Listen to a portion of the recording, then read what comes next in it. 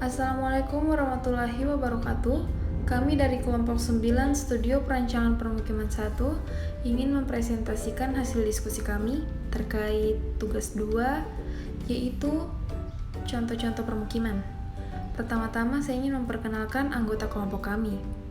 Yang pertama, Andreas Reisen, F22116079, Anwar Ibrahim Malik, F22118089, Alia Febriana, F22118149, Andi Nurul Fajra, F22217143, Kalista Salsabila, F2221180559, Indrajit, F22211639, Muhammad Ridho, F2221171149, Muhammad Sahrul, F2221171137, Serina Lauren, F2221181088, Sudarmin, F22211609, dan yang terakhir William Liulanga, F2221171054. Assalamualaikum warahmatullahi wabarakatuh. Perkenalkan, nama saya Sherina Lauren Raharjo. Saat ini saya sebagai perwakilan kelompok 9 permukiman akan menjelaskan definisi atau pengertian dari wisma, karya, suka, marga, dan pelengkap. Awalnya saya akan menjelaskan wisma. Jadi wisma merupakan tipologi bangunan dengan fungsi tempat tinggal sementara atau permanen. Contohnya itu seperti rumah, villa, mes, asrama, dan lain-lain. Wisma merupakan fasilitas utama dan paling pokok yang ada dalam suatu penataan kawasan perkotaan. Selain itu, secara luasan bangunan dengan kategori wisma ini menempati wilayah yang paling luas. Masyarakat membutuhkan wisma sebagai bangunan hunian yang merupakan salah satu di antara 3 kebutuhan pokok manusia selain pangan dan sandang.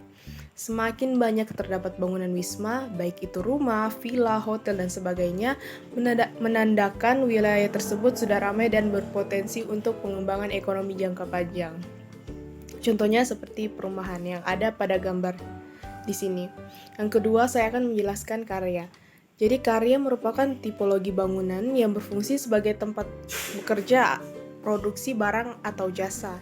Contohnya itu seperti kantor, pabrik sawah, dan lain-lain. Karya adalah fasilitas dan bangunan yang dibutuhkan oleh masyarakat setelah mereka membangun rumah, mereka membutuhkan lahan pekerjaan untuk menghidupi diri dan keluarganya. Contohnya seperti yang kita lihat di sini yaitu kantor pos. Yang ketiga ada suka. Suka merupakan tipologi bangunan yang berfungsi sebagai tempat hiburan dan bersenang-senang. Contohnya seperti kafe, mall, kolam renang, bioskop, dan lain-lainnya. Fasilitas ini biasanya merupakan fasilitas sekunder yang akan ada ketika di suatu kawasan sudah terdapat cukup bangunan wisma, diikuti dengan meningkatnya bangunan karya. Contohnya bisa kita lihat di sini seperti Beach Wall Mall yang ada di Bali. Keempat, ada marga. Marga merupakan jalan akses yang digunakan untuk mencapai tempat yang dituju. Contohnya seperti gang, jalan setapak, jalan raya, jembatan, dan lain-lain. Marga ini adalah fasilitas utama yang diperlukan untuk merintis pembangunan di suatu wilayah. Tanpa adanya jalan akses, akan sangat sulit bagi pekerjaan konstruksi mencapai wilayah tersebut. Pemerintah Indonesia misalnya mencoba membangun Pulau Papua dengan menghadirkan jalan Trans Papua yang membelah, yang bisa kita lihat di sini, perbukitan dan melewati lembah. Hal ini dilakukan untuk mempercepat pembangunan di sana. Contohnya adalah jalan tol. Yang terakhir ada penyempurna atau pelengkap. Jadi penyempurna atau pelengkap ini merupakan tipologi fasilitas yang berfungsi melengkapi dan menunjang kebutuhan dan aktivitas masyarakat. Contohnya seperti puskesmas, LPD, tempat ibadah, aula, dan lain-lain. Jadi, bangunan penyempurna adalah fasilitas penunjang yang melayani berbagai kebutuhan masyarakat. Beberapa bangunan penyempurna seperti klinik kesehatan atau puskesmas merupakan fasilitas vital dan sangat dibutuhkan masyarakat. Sementara untuk tempat ibadah sifatnya berbeda-beda tergantung kepercayaan. Namun umumnya masyarakat akan mendirikan tempat ibadah untuk agama tertentu setelah memiliki jumlah umat yang cukup di suatu wilayah.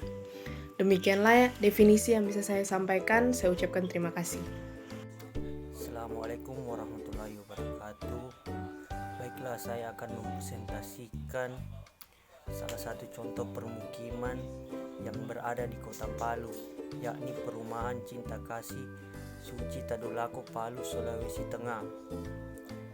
Perumahan Cinta Kasih Tadulako merupakan jenis permukiman yang terletak di Kelurahan Tondok, Kota Palu, atau berada di belakang Untat.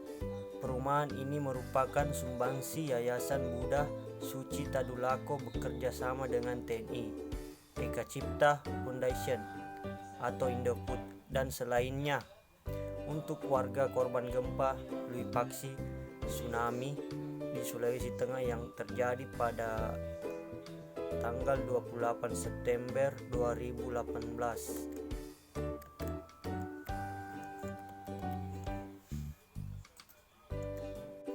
Adapun unsur-unsur pembentuk permukiman pada Perumahan Cinta Kasih Suci Tadulako, yang pertama, wisma, merupakan bangunan dengan fungsi tempat tinggal sementara atau permanen. Contohnya rumah. Total ada 15.000 unit rumah yang dibangun Suci Indonesia Palu. Masyarakat membutuhkan wisma sebagai bangunan hunian yang merupakan salah satu kebutuhan pokok manusia. Semakin banyak terdapat bangunan, menandakan wilayah tersebut sudah ramai dan berpotensi untuk pengembangan ekonomi jangka panjang. Kawasan dengan jumlah bangunan wisma yang padat adalah wilayah yang sangat strategis untuk membangun fasilitas lainnya. Karya merupakan bangunan yang berfungsi sebagai tempat bekerja produksi barang atau jasa. Contohnya sekolah. Sekolah yang berada di area Perumahan Cinta Kasih Suci Tadulako ini terdiri dari jenjang pendidikan, taman kanak-kanak atau bisa dibilang TK dan sekolah dasar. Terdiri dari 60 ruangan termasuk ruangan kelas, lapangan olahraga, laboratorium, perpustakaan dan kantor. Yang ketiga, marga, merupakan jalan akses yang digunakan untuk mencapai tempat yang dituju, contohnya gang, jalan setapak, jalan raya, jembatan dan lain-lainnya. Adapun akses menuju Perumahan Cinta Kasih Suci Tadulako yang bisa diakses itu melalui jalur Soekarno-Hatta dan Jalan Untat 1 Bumi Ropiga, sehingga bisa mencapai di Perumahan Cinta Kasih Suci Tadulako. Selanjutnya pelengkap merupakan fasilitas yang berfungsi melengkapi dan menunjang kebutuhan dan aktivitas masyarakat. Contohnya puskesmas, tempat ibadah, aula dan lain-lain. Bangunan penyempurna adalah fasilitas penunjang yang melayani berbagai kebutuhan masyarakat. Beberapa bangunan penyempurna seperti klinik kesehatan, puskesmas merupakan fasilitas vital dan sangat dibutuhkan masyarakat.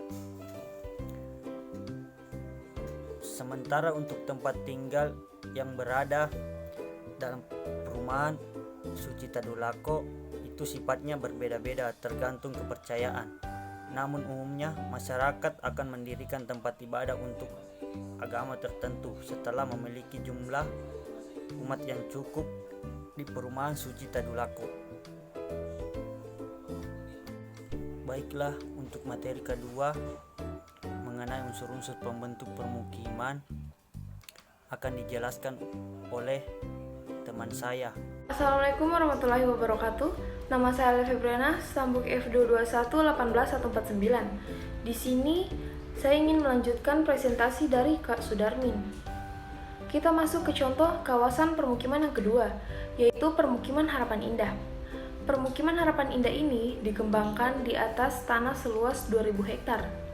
Dengan luas wilayah tersebut, Permukiman Harapan Indah ini telah digolongkan sebagai kota bermandiri sebagaimana kriteria yang telah dijabarkan oleh Sujarto, di mana sebuah kota baru umumnya memiliki luas minimal 1.200 hektar dan dihuni oleh 35 hingga 100.000 jiwa. PT Hasanah Damai Putra mengklaim Kota Baru, Permukiman Harapan Indah telah dihuni oleh lebih dari 25.000 kepala keluarga atau sekitar 125.000 jiwa.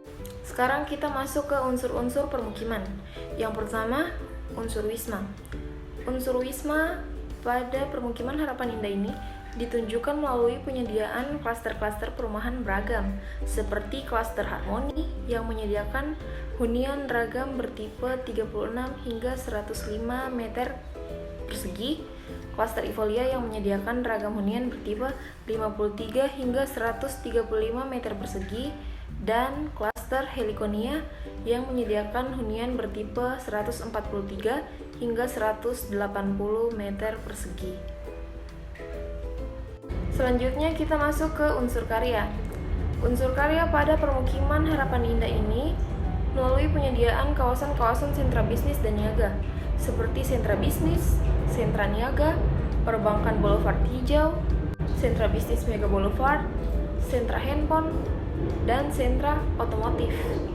Selanjutnya kita masuk ke unsur marga. Unsur marga pada Permukiman Harapan Indah ini meliputi penyediaan jaringan jalan yang menghubungkan semua bagian wilayah permukiman dengan wilayah sekitarnya. Salah satunya berupa akses langsung ke Kelapa Gading, Jakarta Timur. Penyediaan unsur marga ditunjukkan juga melalui keberadaan SPBU, angkutan umum, serta bis lintas kota seperti bis Damri dan bis eksekutif lain menuju Jakarta. Dan yang terakhir kita masuk ke unsur pelengkap. Unsur pelengkap Permukiman Harapan Indah ini meliputi penyediaan Rumah Sakit Citra Harapan, Global Insan Islamic School, Sekolah Terpadu BPK Penabur, SMA Negeri 10 Bekasi, Masjid Al-Furqan, dan Gereja Santo Albertus. Sekian video presentasi dari kami. Lebih dan kurangnya mohon dimaafkan. Wassalamualaikum warahmatullahi wabarakatuh.